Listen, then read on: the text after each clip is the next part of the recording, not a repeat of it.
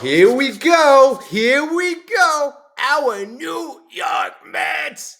Only a half game right now behind the Atlanta Braves, and they are playing as well as they have in the last 2 months. I gotta say, our New York Mets right now, let's have a moment of pause to give this team the acknowledgement they deserve because they are playing on another level right now. Quite frankly, I laid down the gauntlet a couple weeks ago. I said going into the trade deadline, when we have the Atlanta Braves, we have the New York Yankees, we need to show David Stern and Steve Cohen on top that we deserve for our team to make moves. So we're going to talk about that. I'm going to tell you exactly what David Stearns is going to be doing at the trade deadline.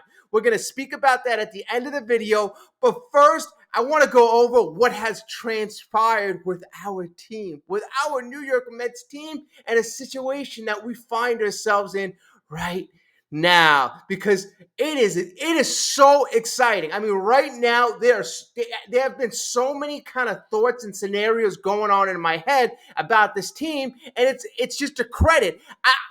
First of all, let's get to this. The Mets right now are ahead of schedule. We are 100% ahead of schedule. We have a top three offense in all of baseball right now. Top three offense.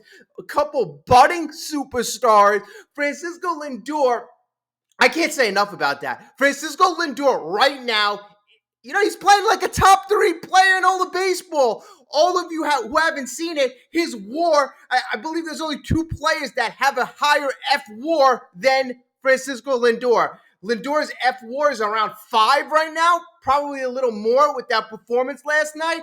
Shohei Ohtani, and I forgot the other player. There's only one player, two players above him. We have phenomenal talent on our team. And I was just going for historical rankings. Historically, Francisco Lindor, he has, quite frankly, an opportunity to be the all-time home run leader. Cal Ripken, I believe, leads in my MLB in home runs with 353. Lindor has 237 right now. So I know I'm getting ahead of myself with that, but easily Francisco Lindor can pop over 400. But that's a little off topic.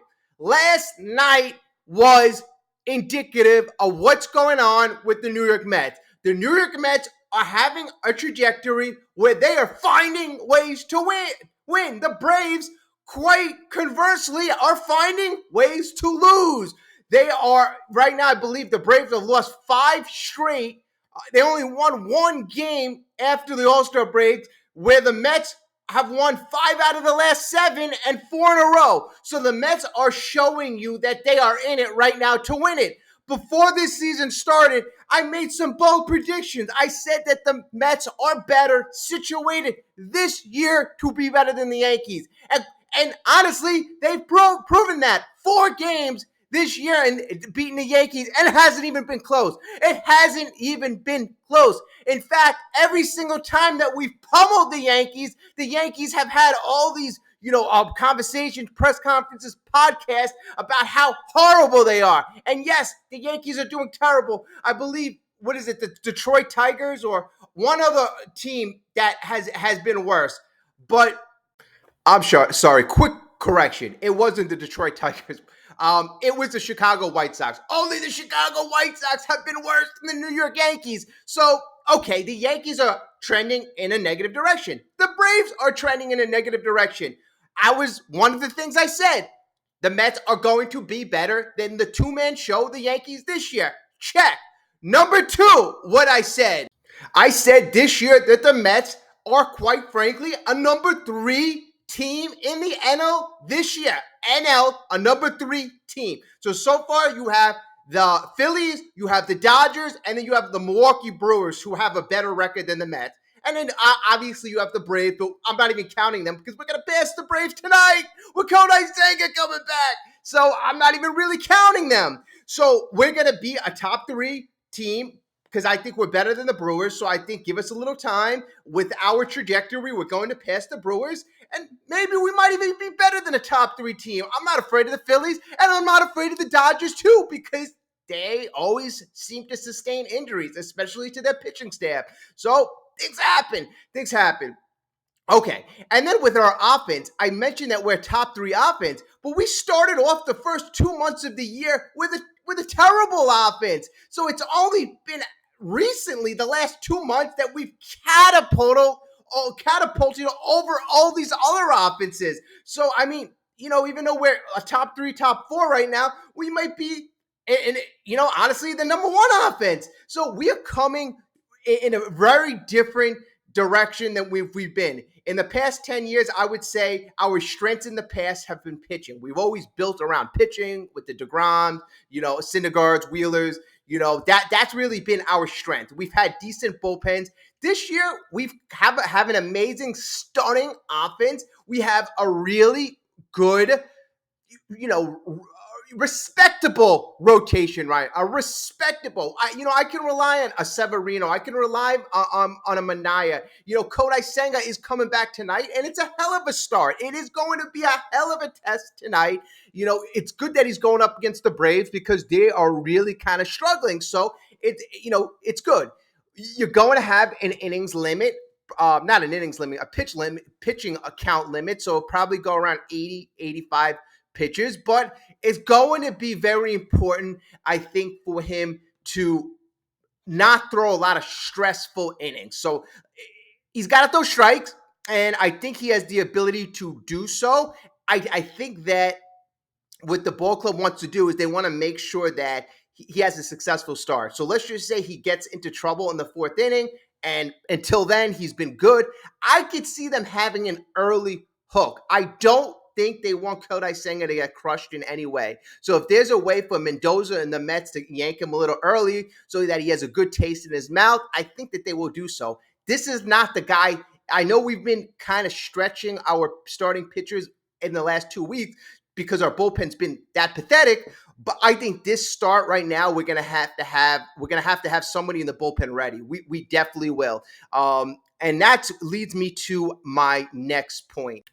I said a couple weeks ago when Christian Scott and when Jose Butto came up from the minor league that was going to be a very significant day because we took two good chips in our minor league and we added them to the MLB roster. We added a starting pitcher in Christian Scott, and more importantly, we added a relief pitcher in Jose Butto. Now, Butto was a starter. He could be a starter. He has the potential to be a good starter. But what was needed at the time was him to go in the pen.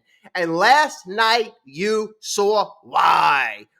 3 scoreless innings. And I got to say, he had some nasty strikeouts. That changeup looked nasty. Diving, dipping away from hitters. I mean, that was a nasty pitch. Butto was hitting 94, 95 on the gun consistently last night, mixing it up with that nasty changeup.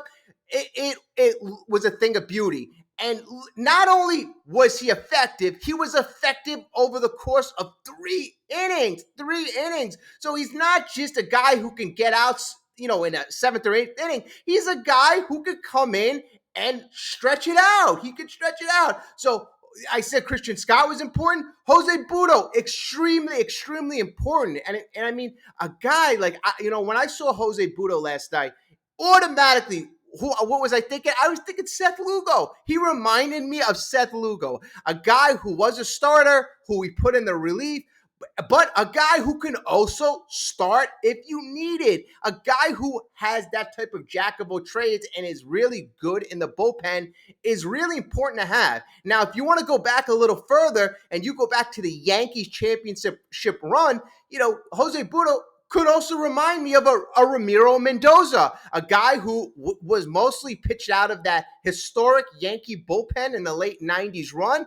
He could start if necessary, but that's the type of talent Jose Butto could appear to have. And, this year, Butto in limited time, he's been doing the job. And I got to say, in our bullpen that's looked pretty crappy, we really got to put our arms and really give this guy a lot of credit because last night, and those are the important games. You got to have these guys not perform against the lowly team. You got to have them perform against teams that are ahead of you, teams that are superior to you, and in spots that are filled with pressure. And that's what we saw. And that's why I think Jose Budo in last night's win, when we won 3-2 against the Braves, I got to give him as one of the key players.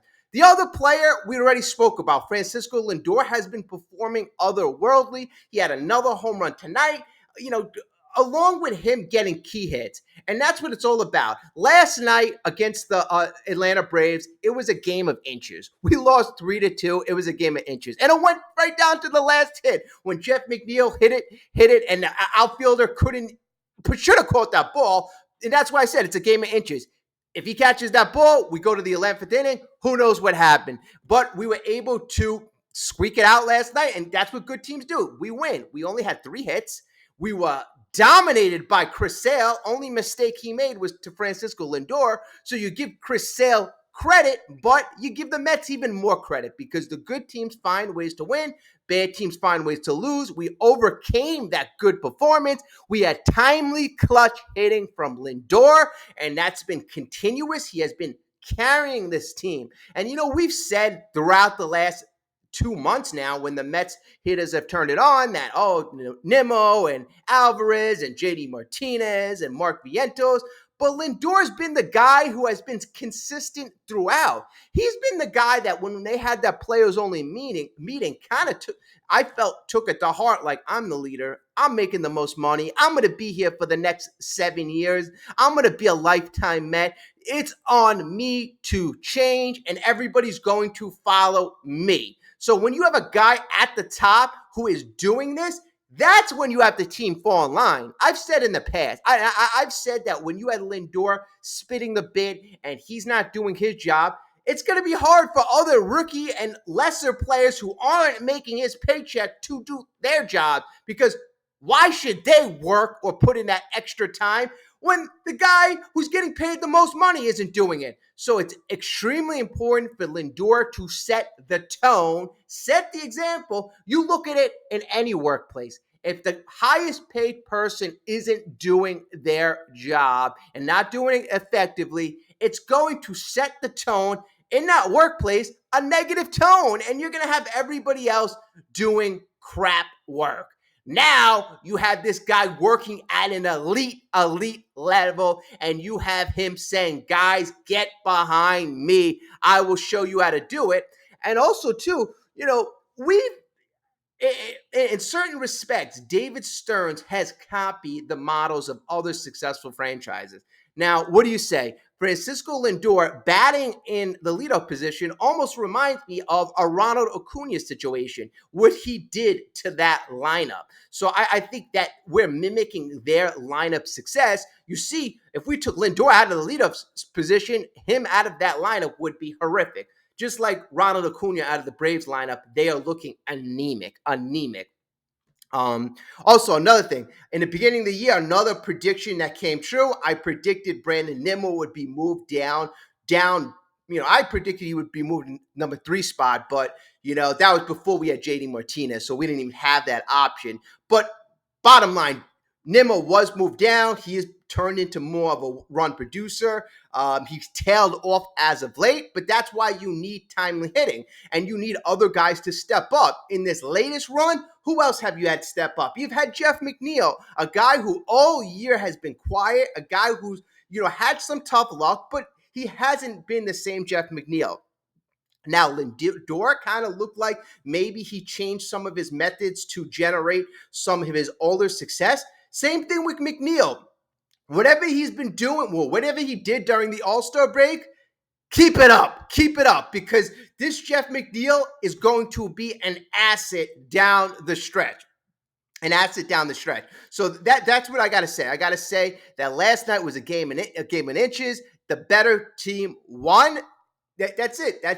If you're a Braves fan, I feel bad right now because your team is not doing well. You guys are trending in the wrong direction, just like the New York Yankees. And it's tougher for teams who have been used to being at the top because it's not going to be like that this year. You have a lot of trouble with the offense, and at this time, you need to score. You need to be able to score. And at this time, we have the ability to score a run. We can overcome a bad performance. If we need to come back, we can come back. We have and our pitchers have a little bit more leeway. There's so many different positives to having a good offense. Now, we need help in our bullpen. Like I said, Jose Budo having that type of performance, helps out tremendously in the biggest way. But going back to what David Stearns is going to be doing. Now, I'll tell you what David Stearns is going to be doing. Right now, we have a couple days before the trade deadline. In the beginning of the season, David Stearns said that the goal for this year was going to be playoffs, number one, right? So we're in the wild card spot. Well, we're probably going to be in the first wild card spot when we get to the trade deadline. So we're going to be on target for the playoffs, right? So in terms of us being able to make a move, we're going to be in position to be able to make a move, and that's going to be thanks to the guys. Okay, so we're going to be in the position. Now, number two, and this is very important, David Stern said the object of this year obviously is to make the playoffs, but we're also going to be developing our young guys, right? So that tells you we're going to value and assess the young guys, right? All right, number three, we're going to be opportunistic. So what does that mean? That means if something, and I believe it's going to come down to the wire, unless we get a crazy rip-off trade where, we're going to be obvious, victors, and obviously we're going to be getting the better end of the trade. I don't see us making any big trades before the trade deadline, meaning days before. If it's going to be a big trade, it's going to be right down to the wire. Now, we may see little trades trickle in, like certain a relief pitcher that's been doing horrible elsewhere.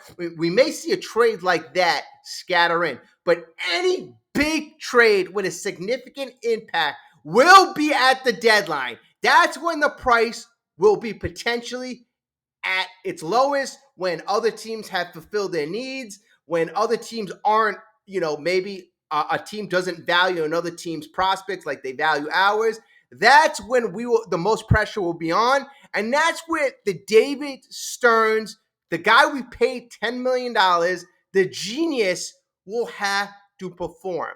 That's when he will have to perform. And that's what he said. Every time they've asked him in the last couple of months, when are you going to make a trade? He always said, well, there's 2 months left to the deadline. He always talks about how much time he has up until the deadline. Even today, we're right up against the deadline. He'll say, well, we have a couple more days, or we have, 100 hours. That's how he's thinking it. He's thinking that he will get the best deal or get the best bargain at the end of the deadline. And many chips have to fall. If there's 3 or 4 teams begging to get a guy or begging to get a relief pitcher, the price is still going to be high. And that's where we're going to come down to what I'm going to conclude. If the price for that particular player is not there, like we're going to have to give too much, it's not going to happen. What David Stearns will do, he'll take his lesser moves and he'll move forward. That's what he'll do. He's not going to make a Javier Baez trade. That's not going to happen. You're not going to give up a Pete Crow Armstrong for a 2-month rental. That is not how David Stearns operates. Plain and simple. All right? So if it's not there, it's not there. And also, you have to remember, we do have one advantage. We can take back money for the 2024 season.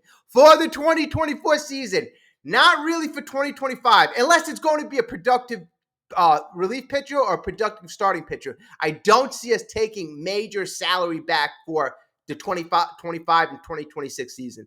That's part of the plan for next year.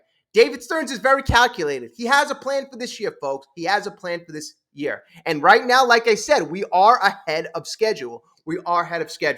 So that's what I think. If the trade is there to be had, we will execute it. We will not get ripped off. David Stearns, if he believes in these chips and he believes that we're better off keeping players, we're going to keep players.